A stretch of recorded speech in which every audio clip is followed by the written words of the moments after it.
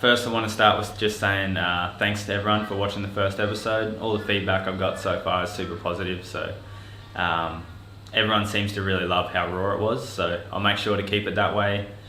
We'll just show all the highs, all the lows, everything.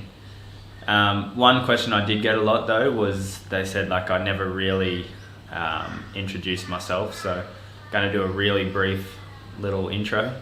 Starting with, I guess, my name's Joel Evans. I've raced dirt bikes pretty well. I think I got my first bike when I was 7 years old. Mum and Dad swapped an old fridge with our neighbour for a Pee-wee 50. So that's how I got into it, and then just probably naturally just going around, start meeting people who race. So decided to, go give racing a go, and then pretty well from then it was the family, me and my sisters and parents just travelling around to the races for the next, 10, 15 years, all in a little high-ace van. Obviously, you start getting older, start taking things a bit more serious. When I was 17, I turned pro, and then year after year, just gradually improved and got better and better. Coming into the 2015 season, I was super confident. I was riding really well, and then unfortunately, at round 4 of the MX Nationals, I had a big crash.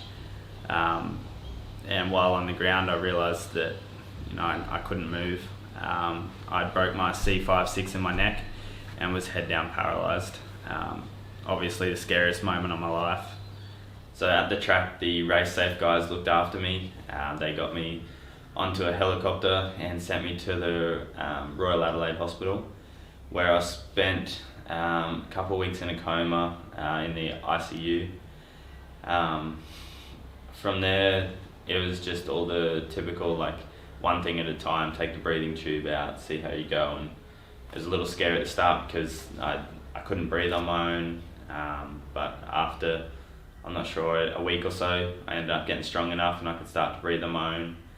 And then just ticking off all the things, sit up, move your hand, move your feet, all the little things. I was definitely a little bit different to most. My toes, my feet, my legs come back first, and I didn't have use of my arms, my upper body. So we'll chuck in some clips and out of my my recovery and my rehabilitation stuff, and you can sort of see just how weak I was. So once I eventually did start slowly getting my movement back and getting fitter and stronger and able to get to a point where I could jump on a bike, and that pretty well brings us to now. So that's a little introduction, and so as I said in the last video, we're getting ready for round 1 of the Sunshine State Series at Coolum. Basically, I entered both classes, so Saturday was 450 class, Sunday 250 class. I entered on my 250, and the Saturday and the 450 class definitely didn't go to plan. I had a lot of changes going on the week before, and I just wasn't mentally there. And it was just a pretty rough day, a lot of crashes, and I was feeling super sore leading into Sunday. But I've got some footage of that, so we'll chuck that up now and get into the episode. Doing a bit of prep this morning. Got Michaela on the build.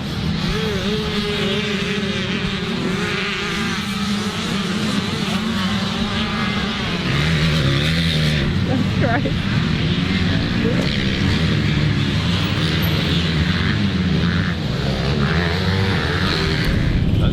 We might have to just redo that or something. Check it, yeah, when you come back, get your qualifying out of the way. Is that too much free space? Have a touch. No, it's fine.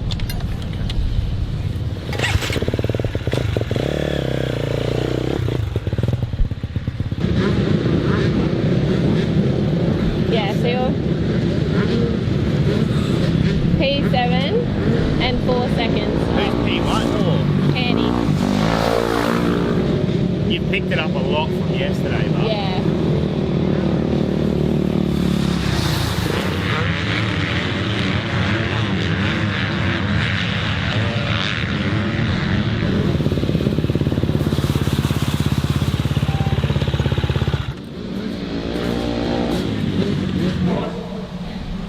You made a good line choice into that corner, but like your position was. If it didn't slide out like that, it would have been really good. yeah. Yeah, I It's was like I gave it a bit of throttle to like spin the back around and just didn't let go. It was like, oh.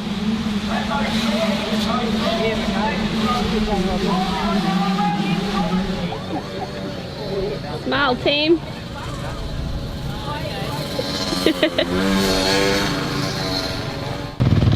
Good work, boys.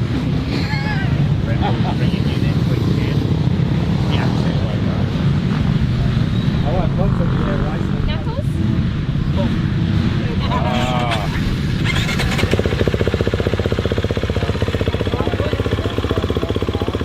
Good luck, baby.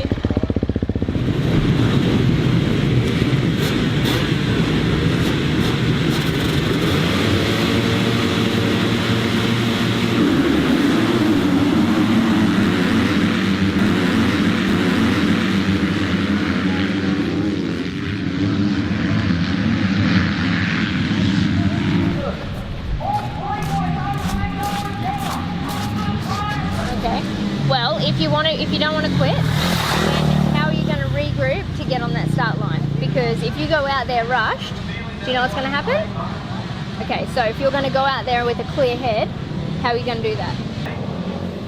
Let me see if I can put some weight on this foot. I don't know. I'll try to ride and stand on it.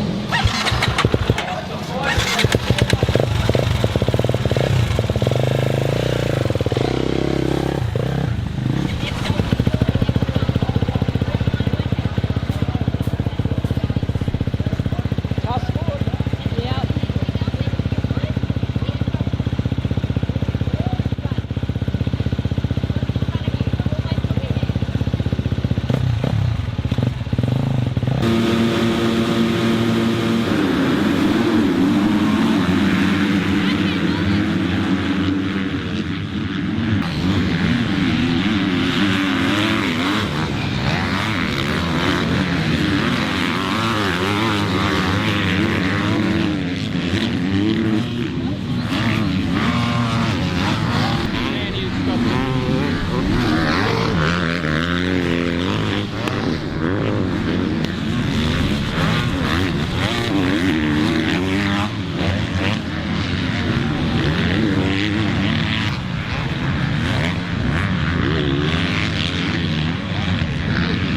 Oh, that was close.